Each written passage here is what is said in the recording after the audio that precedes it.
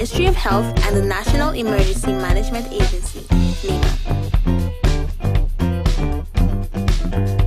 Thanks to the nation's unified response, the spread of COVID-19 has been contained. St. Kitts and Nevis, therefore, announces the opening of their border on October 31st, 2020. The success of this strategy requires effort on everyone's part. Therefore, self-health management is an important step in this process. Self-health management refers to the measures people take to manage their own health. You and I should remember to wash hands often with soap and water, or use alcohol-based hand sanitizer. Avoid touching your eyes, mouth, and nose. Take your temperature morning and evening. Watch for symptoms. Persons with diabetes or hypertension are reminded to take your medication regularly as prescribed. If you have no symptoms, you may carry out your normal routine and boost your immune system. When you are outside, avoid public spaces and wear a mask at all times. If you develop symptoms, put on a mask and seek medical care. Do not take public transportation. Inform the doctor of your travel history, any contact with confirmed or suspected cases, your occupation, and whether anyone around you has similar symptoms. If you become ill, please rest at home. Wear a mask and isolate yourself from others in your household. If you share a bathroom, disinfect daily using 1 part bleach to 10 parts water. Everyone must work together to reduce the spread of the coronavirus when our border has been opened. The Centers for Disease Control and Prevention, CDC, the expert body on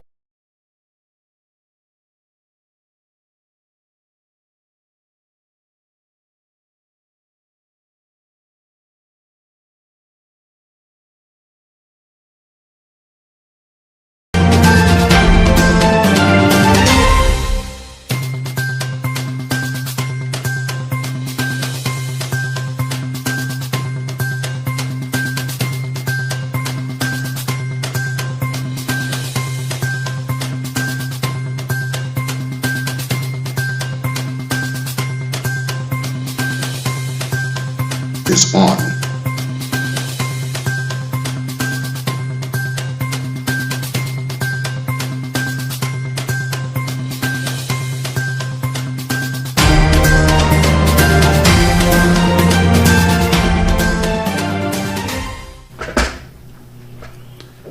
Good day, and I welcome you to the NEOC COVID-19 weekly briefing for Wednesday, the 23rd of December, 2020.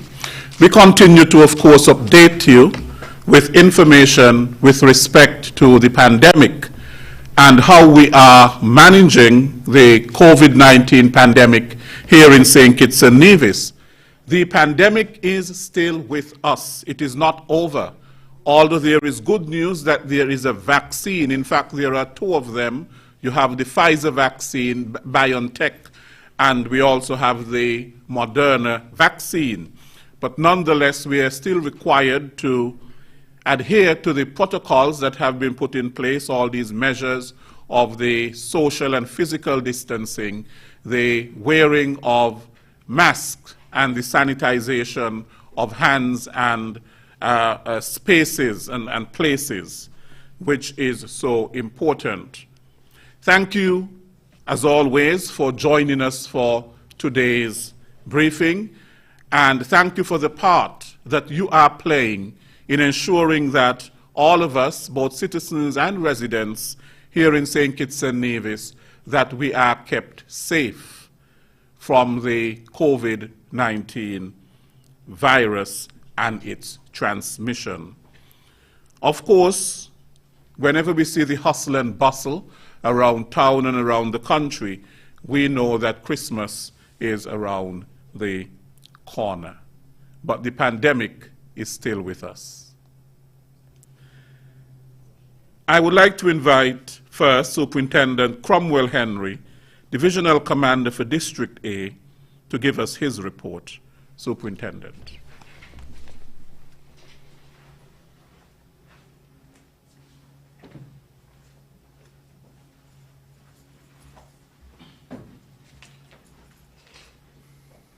Thank you, Mr. Williams, and a pleasant good afternoon to all. Just over a week ago, we launched our new Events Permission Management System. Since its launch, we have received almost 100 applications for permission to host events. These events range from small backyard family gatherings with just over 25 persons to large outdoor parties with over 100 persons. This gives an indication of the number of social activities that we can anticipate over the upcoming holiday period.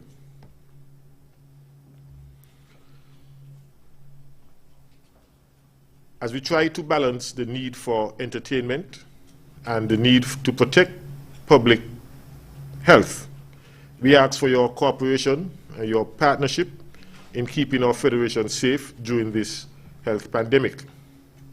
We remind you that each application will be given careful evaluation and the appropriate decision made with regards to whether or not permission is granted. We must recognize that this year things are not business as usual, and as such, we must all be prepared to adjust our habits. At this time of year, we experience heightened criminal activity in the Federation, particularly crimes against property. The theft of cell phones, televisions, and other electronic devices from homes and unattended vehicles are commonplace, but they are preventable. If you follow simple, basic personal security guidelines, such as not leaving valuables exposed in parked vehicles, not leaving your doors and windows open, especially when you are not around, installing cameras and alarm systems on your homes, and keeping your property lighted at nights, even if you are not there, or especially when you are not there. In closing, I want, on behalf of the Commissioner of Police and the rank of file of the Royal St. Christopher Navy's Police Force, to wish each of you a very Merry Christmas and a safe and COVID-free carnival period. We remind you to avoid large crowds, crowded places, and always wear a face mask when you're in public, and maintain a physical distance of 6 feet from persons around you. And where possible, practice good hand hygiene and other sanitization behavior. Thank you.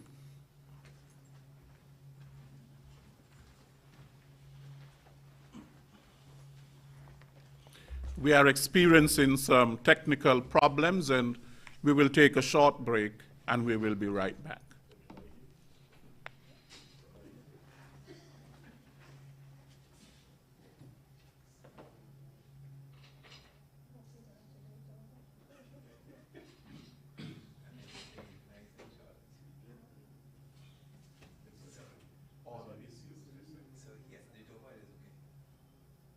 Was his presentation okay?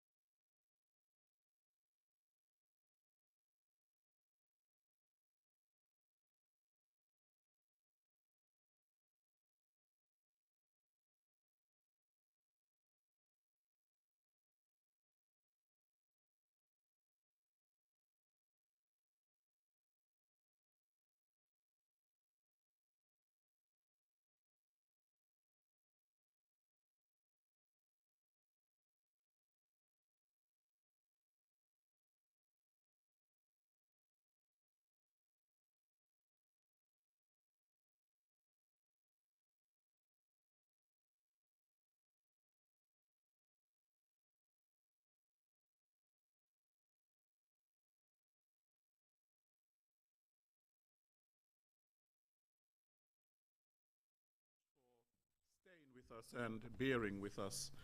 We continue our briefing. I now invite the Chief Medical Officer, Dr. Hazel Laws, to present us with the Health Emergency Operations Center COVID-19 report. Dr. Laws.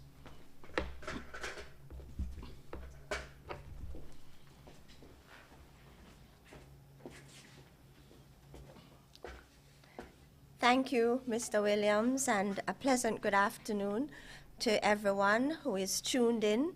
As per usual, it's my task to share with you the Health Emergency Operating Center's situation report for today, December 23rd, 2020. What's the situation in terms of COVID-19 in the Federation?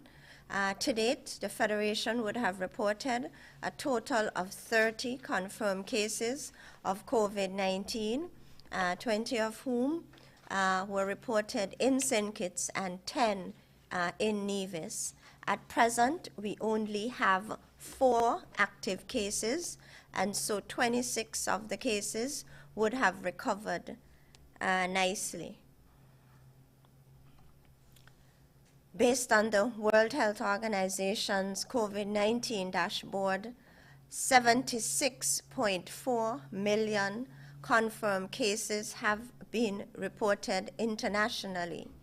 1.7 million deaths have been reported internationally. 24% of the confirmed cases were reported by the United States of America. So more specifically, 18.5 million confirmed cases have been reported in the United States of America, and 19% of the total deaths globally have been reported by the USA. In the Caribbean region, 329,328 confirmed cases have been reported, and the death toll stands at 5,525, and this is at December, as of December 17th. In St. Kitts and Nevis, our health team continue testing individuals who return from the hotspots, and all individuals who come, all inbound passengers. So to date, 4,824 persons have been tested with only 30 positives. That's a positivity rate of 0.7%. At present, we only have 4 active cases, and so only 4 persons are in isolation. We have 3,054 persons would have been released from quarantine, and that is between February of this year to present. The total number of persons in quarantine facilities amounts to 342. Number of cases recovered, 26. Okay, I would like to inform the general population that the NextGen lab will be closed on the following public holidays, and that is Friday, December 25th. NextGen lab will be closed. Also, the lab will be closed next Friday, January the 1st, New Year's Day. We want to inform you that the lab will be open on the following public holidays, more specifically Saturday, December 26, 2020. So yes, the lab will be processing samples on Saturday, December 26. A number of persons who are presently vacationing in place and in quarantine at the various COVID-19 sites, they have been inquiring. And so yes, the lab will be working on Saturday. Samples will be processed. However, please note that there is going to be an additional cost to having your samples be processed on the public holidays. So a cost of approximately 50% will be added to the existing standard rate for processing samples on the public holidays. Recently, we've been bombarded in the news regarding the Moderna vaccine. So this is the second COVID-19 vaccine candidate that is being rolled out. So the Food and Drug Administration in the United States of America would have authorized emergency use of the Moderna's vaccine. And so this is being rolled out as we speak. Now, emergency use authorization allows the manufacturers and the health facilities in the U.S. To use this vaccine that has not yet ascertained full approval. It allows an experimental vaccine to be used if there is evidence that its potential benefits outweigh the risks, while more data is being collected. So in other words, all those individuals who would have received either the Pfizer-BioNTech vaccine in the United Kingdom or the US, and along with the Moderna vaccine, they have to log onto their phones and send information to the CDC on a daily basis. They have to provide information regarding their health status having received the vaccine. And so live data is being collected on these two vaccine candidates as time elapses. Moderna's vaccine has an efficacy rate of about 94%. Okay, so are there any differences between the Pfizer-BioNTech vaccine and Moderna's vaccine? They are similar in terms of their mechanism of action. However, there are some differences based on the data that we would have received from the trials or the vaccine trials.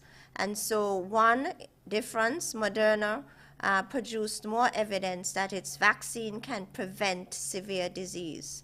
And so, ladies and gentlemen, these two vaccines, we are assured that once you receive them, it prevents you getting moderate to severe COVID-19 disease, and it prevents death or mortality. And so one difference is that Moderna's vaccine provides stronger evidence that it prevents severe disease versus the Pfizer-BioNTech counterpart.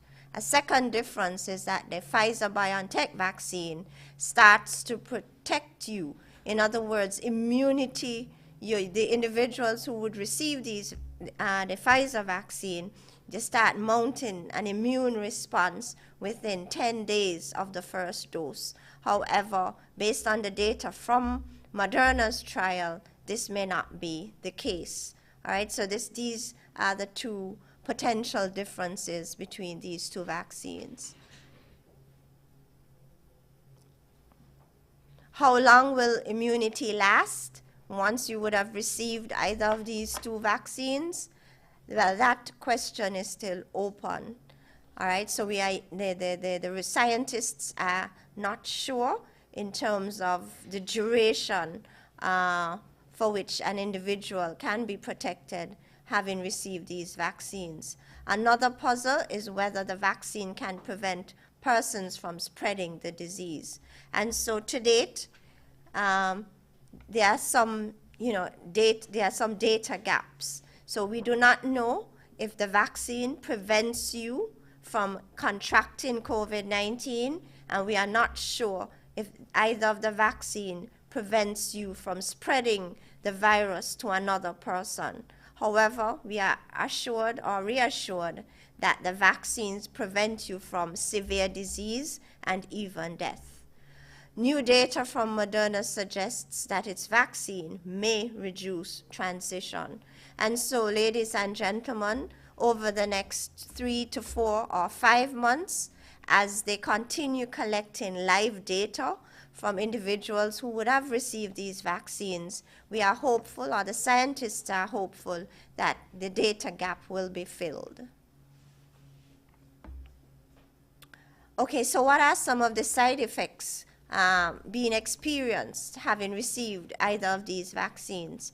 So the side effects include fever, fatigue or malaise, headache, and there have been reports from both of the trials regarding individuals who would have received these vaccines and they would have developed a temporary paralysis of the facial nerve, which is sometimes called Bell's palsy. Now, the scientists, they are not sure if the vaccines would have caused this, or is it that it may have been a coincidence, because it's not unusual for one to develop Bell's palsy having experienced viral infection. And so the FDA is tracking the occurrence of Bell's palsy as the vaccines are rolled out. It is expected that the COVID-19 vaccines will become available to Caribbean member states like ours by the second quarter of 2021. So we are hopeful that by about April, May, June of 2021, that we would be able to offer the vaccines here in St. Kitts and Nevis.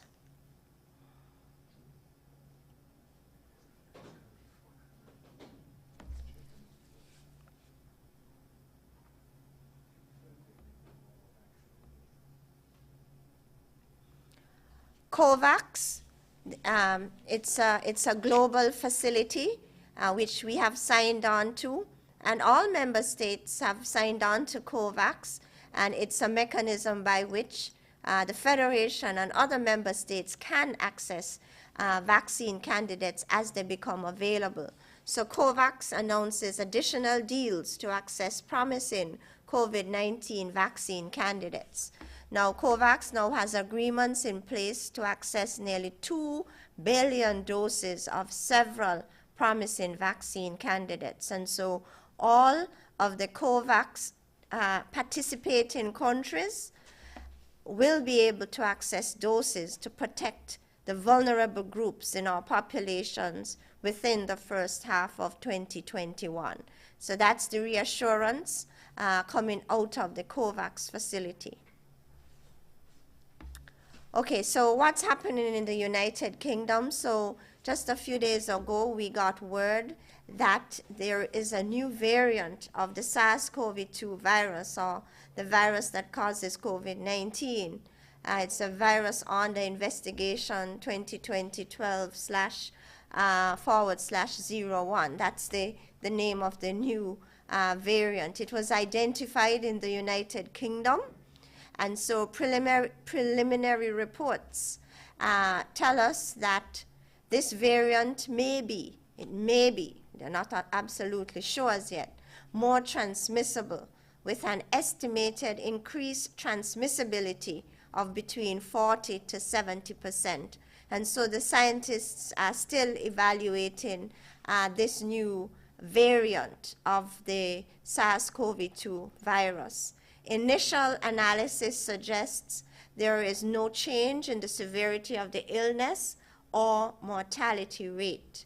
So in other words, at present, the thinking is that the clinical outcomes are not really poorer with this new variant, and there isn't an associated increase in mortality associated with this new variant, and no specific population groups have been affected. And so that's good news, really, in terms of the information that they have gleaned regarding this new variant.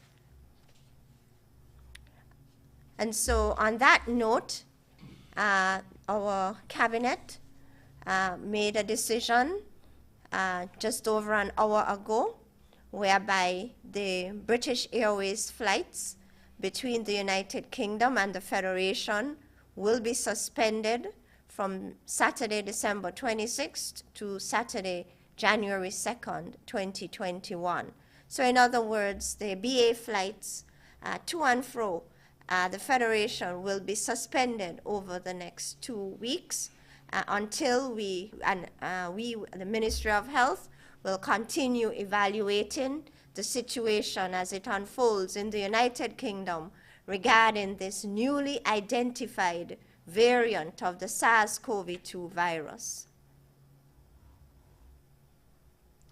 Because of this new variant making its way across the United Kingdom, they are on yet another lockdown in the United Kingdom, a Tier 4 lockdown where individuals are asked to remain at home.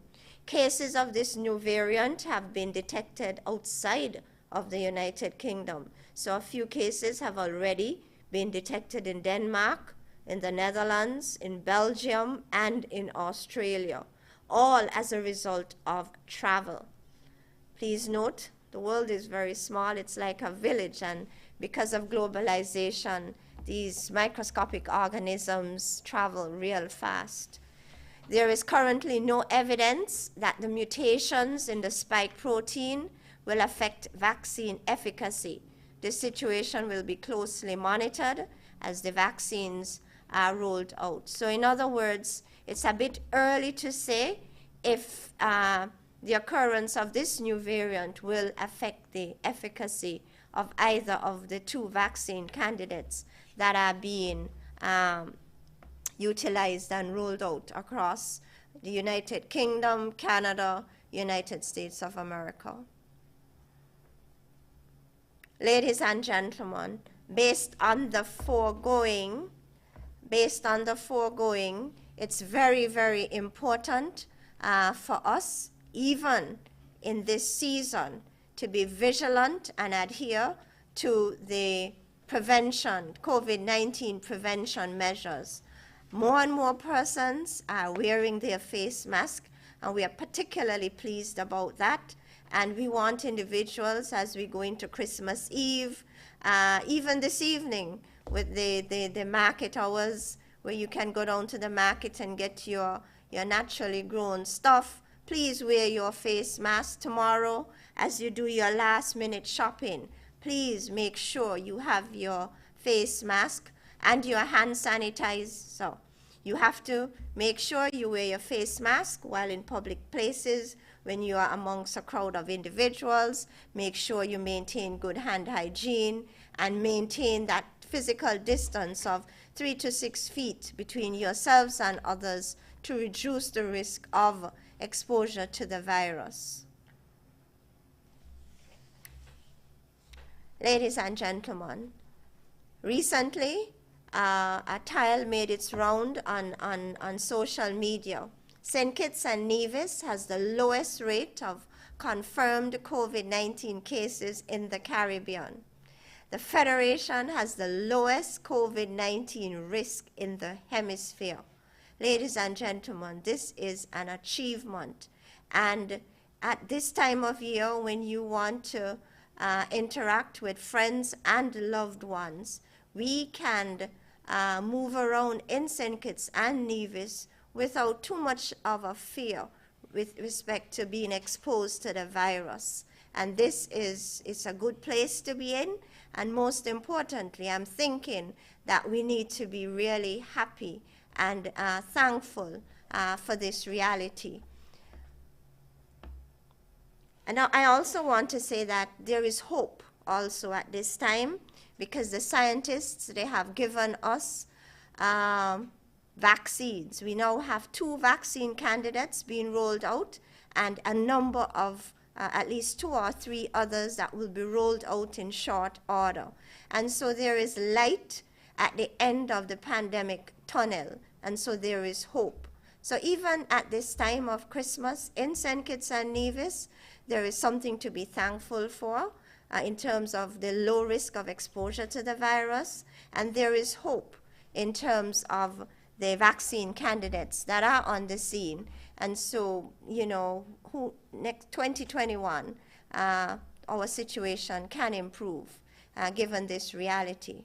So we are thankful that we can come to the end of 2020, and it's a rather pleasant note. Ladies and gentlemen, at this time, I want to extend Merry Christmas and a Happy New Year to everyone.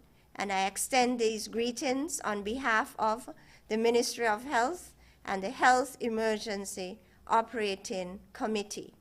May the Christmas season bring warmth, happiness, and well-being into your life. May you ring in 2021 with love and laughter. Thank you.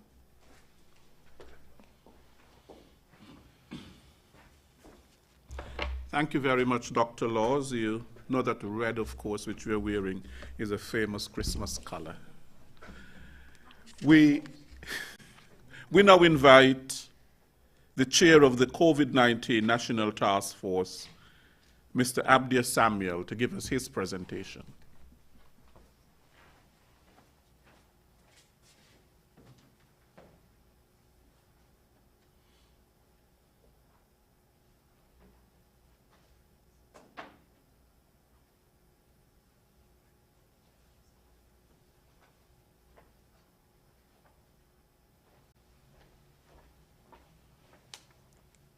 Thank you, Mr. Williams, and good afternoon, all. Today, for this National Emergency Operations Center's briefing, I want to highlight a number of things to the general public. One such is the quarantine. I have been asked about quarantine, affordable quarantine, and I just want to inform the general public that Ocean's Edge has been approved as a quarantine site with a flat baseline cost of $800 for the 14 days of quarantine. These are self-sustainable apartments, which includes the various amenities such as cable, internet, televisions. You have a stove, fridge, and a very comfortable environment for you to be in. I'm also understanding that it has washing machines and dryers that you can use to do your laundry. Equally so, we also should be adding shortly Koi Resort, and the Koi Resort should come on board shortly to provide quarantine services. Again, we are still in the negotiation phase of this, but my understanding is we are looking at ranges from $60 a night to approximately $90 a night, which should make it affordable for our nationals and residents alike to return to the Federation.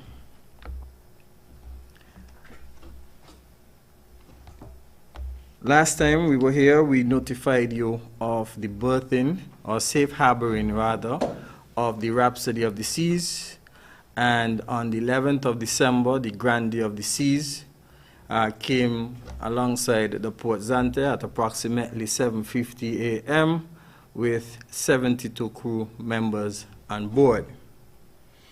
And I want to assure you, the general public, that the 22 points of terms and agreement in which this was facilitated are being adhered to, are being carried out. And I want to urge all stakeholders involved in this process to continue to adhere to such. This is in the best interest of the safety and security of our citizens. Now, one of the things I want to notify you of is that there will be crew changes. What does that mean? That all the necessary protocols that are applied to inbound travelers will be applied to those persons on the ship who may need to leave the ship to return to their homes, and those who are leaving their homes to return to the ship. And this is done in a very controlled measure. So therefore, when you see this, this is not that they're just coming off the ship haphazardly and interacting with our citizens. As I have said to you over and over, this is done through the corridor of containment. So right now, we have approximately 150 crew members docked between the two ships at the Port Zante Pier.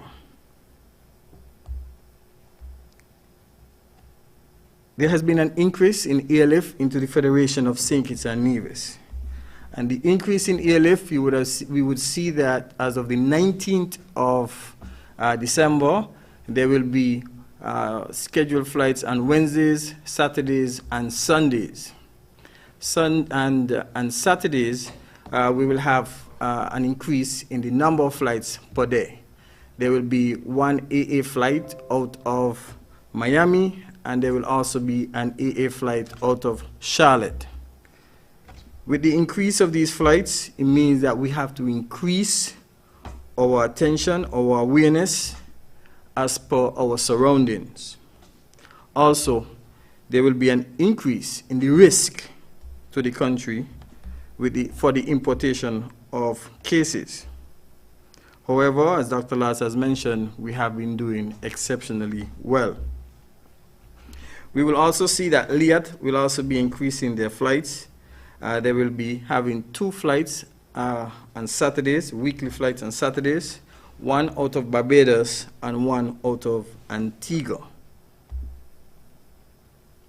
The COVID-19 task force would have met on Tuesday, that would have been on Tuesday the 22nd, and the general membership of the team would have advised me as the chair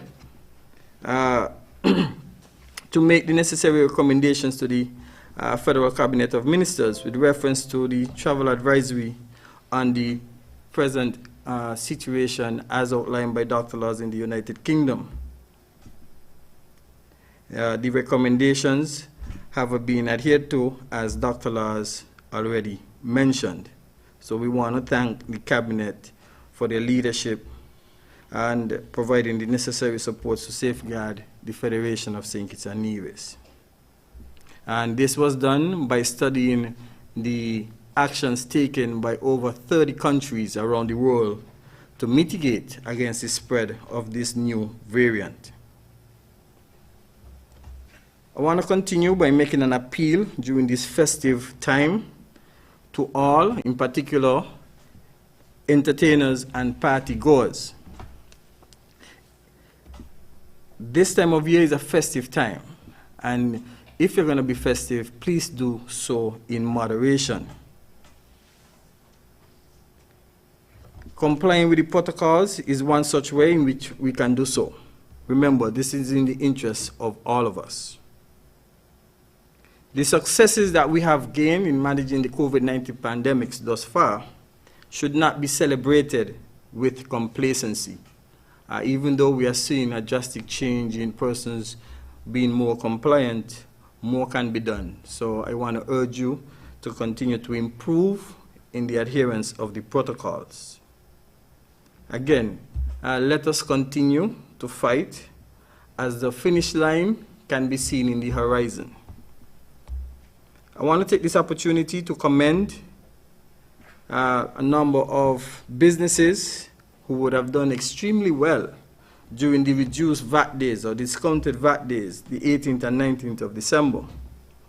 I want to thank them for adhering to the call of enforcing the protocols and ensuring that they keep their employees safe, they keep their customers safe, and also the reputation of the establishment.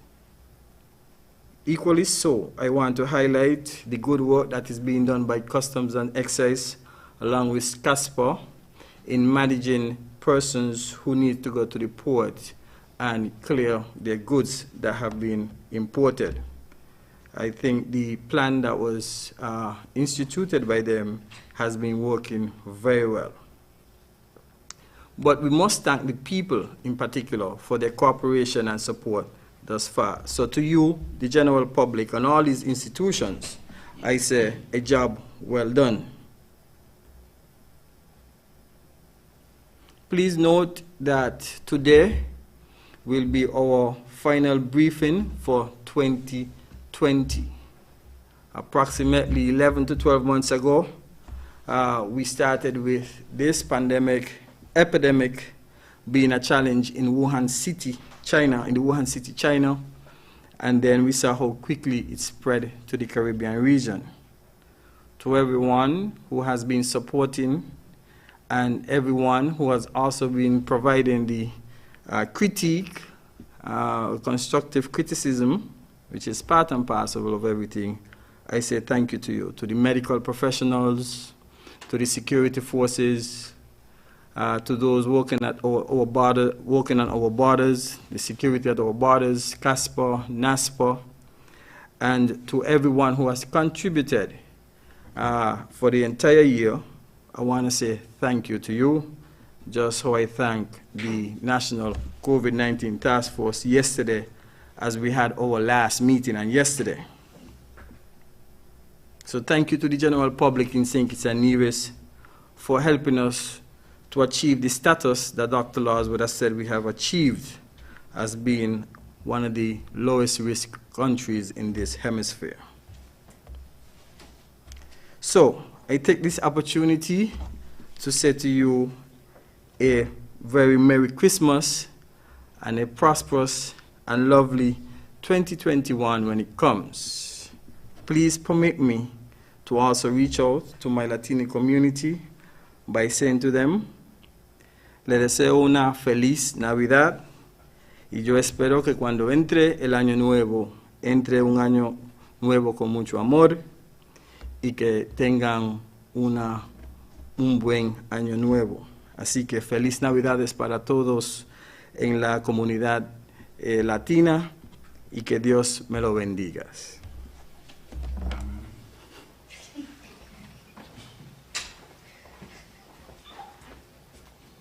Thank you very much, Mr. Samuel, for your presentation.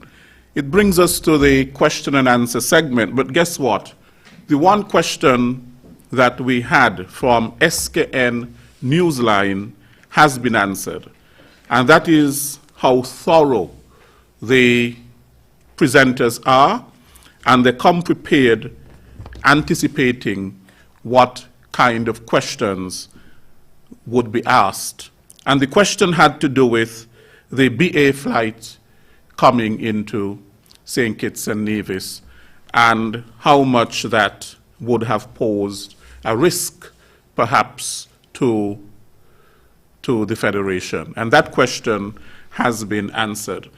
I do have an announcement. There are many people who are inquiring if the Monday after Boxing Day is a holiday. It is not. So that's the first thing that I would state. We have received, many calls, and even from the business community, asking this question. This year, Christmas Day falls on a Friday, and Boxing Day, the day after, is on a Saturday. Also, New Year's Day falls on a Friday, and the day after, January 2nd, is on a Saturday. However, holidays are only given on the Monday when they fall, public holidays, when they fall on the Sunday. So if Boxing Day had fallen on a Sunday, then you will get the Monday as the holiday. And all of that is governed by the Public Holidays Act, Chapter 23.23. And I want to read for you from it in the schedule. It says that the anniversary of the birth of the sovereign of the day, of which due public notice shall be given, appointed to be kept as the sovereign's birthday, the first day of January in each year. Independence Day being the 19th day of September. National Heroes Day, which shall be the 16th day of September. If any of the above-mentioned days fall on a Sunday, the next following Monday shall be a public holiday.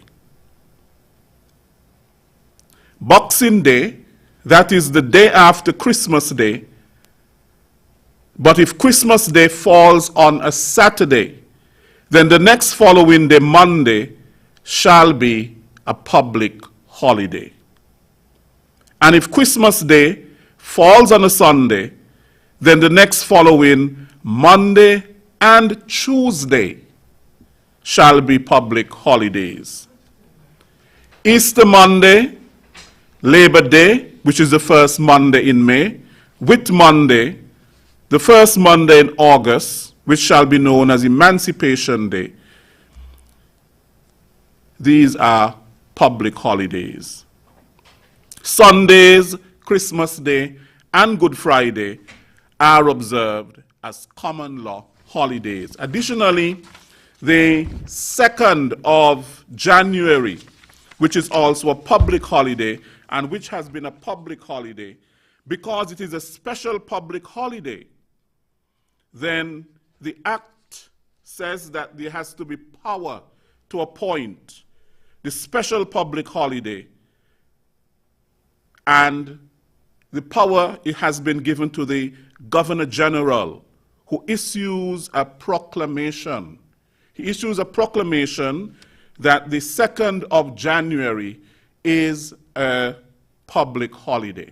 The Governor General has to issue that proclamation because it is a special public holiday. And I will read from the Act, the Public Holidays Act, on Section 5A, Chapter 23.23, which says, "It shall be lawful for the Governor General to issue a proclamation appointing a special day or part of a day to be reserved as a public holiday, either throughout the state or in any island, town, district, or village thereof, and any day or part of a day so appointed shall be kept as a close holiday in all banks, shops, stores, and public offices aforesaid in the state or in such island, town, district, or village thereof, and shall, as regards bills of exchange and promissory notes, be deemed to be a public holiday for all purposes of the Act." So the Governor General will issue a proclamation for the holiday on January 2nd. As of the Monday following Boxing Day, it is not a public holiday. It is not a public holiday. And so I just wanted to clarify that with the benefit of the Public Holidays Act so that people will know that public holidays, only when they fall on a Sunday, that the Monday is really declared the holiday. And in this case, that is not so. I want to thank all of you for joining us for today's NEOC COVID-19 weekly briefing. As the chair of the COVID-19 National Task Force mentioned, this is our final briefing for 2020. And thank you so much for your attention and your patronage throughout 2020. We have been here a very long time, actually, for the most of the year. We have been here since, I think it's February, because then the press conferences and so on, the Ministry of Health started before we even had our first 2 cases. And it has been a long time, but nonetheless, we want to thank all the dedicated people to this cause. First, of course, you, the general public, who has been dedicated and who has, for the most part, obeyed the measures and protocols that have been put in place for our own safety and our own security. And to thank the media, of course, for playing its part, ZIZ, AJ, and Khalid, and all of the others who have been here to make sure that this COVID-19 briefing is carried live, not only on television, it's carried live on radio, and it's also transmitted on social media. I want to thank, of course, Mrs. Christmas Jacob, who has played a vital part in terms of providing sign language. We are indeed not just local, we are international, because when you see a lot of these press conferences, whether they're the Prime Minister's press conferences, in some of these developed countries and so on, we see the benefit of sign language. And she has done that for us, and indeed we are very proud. I do want to thank all the very hard-working people on the front lines, the airport, those who are now having to work in the hotels, and so on, the compliance task force, the data entry clerks, those persons who are receiving the information, processing it, and so on, in terms of the tests and sending back responses in terms of who is eligible to come and who is not. All of these people are to be thanked. We continue to thank the entire COVID-19 National Task Force, but of course the familiar faces that we see, they are not the entire task force, but they are the persons who come here and present. So Superintendent Cromwell Henry, who has presented us with the law and made us quite educated in terms of what is expected of us with respect to the law. Our Chief Medical Officer, Dr. Hazel Laws, we thank you very much for your dedication to this cause. To Dr. Cameron Wilkinson, who has been there from the very beginning and who continues to be there with his support and to answer all the questions that the people have and so on. His contribution has been invaluable. And Mr. Abdia Samuel, the chair of the COVID-19 National Task Force, who has held it together and who continues to be very dedicated to this cause. He's also dedicated to telling us about the weather. He's also the National Disaster Coordinator. And so we thank everybody for the part, the role that they have played. And we want to really say season's greetings and all the best for the new year from all of us here at the National Emergency Operations Center. The chair of the COVID-19 National Task Force and the chair of the NEOC, Mr. Abdia Samuel, has asked me to convey those greetings. Thank you very much. We will be back. We will see you next year. Until then, I am Les Roy Williams. Continue to take care.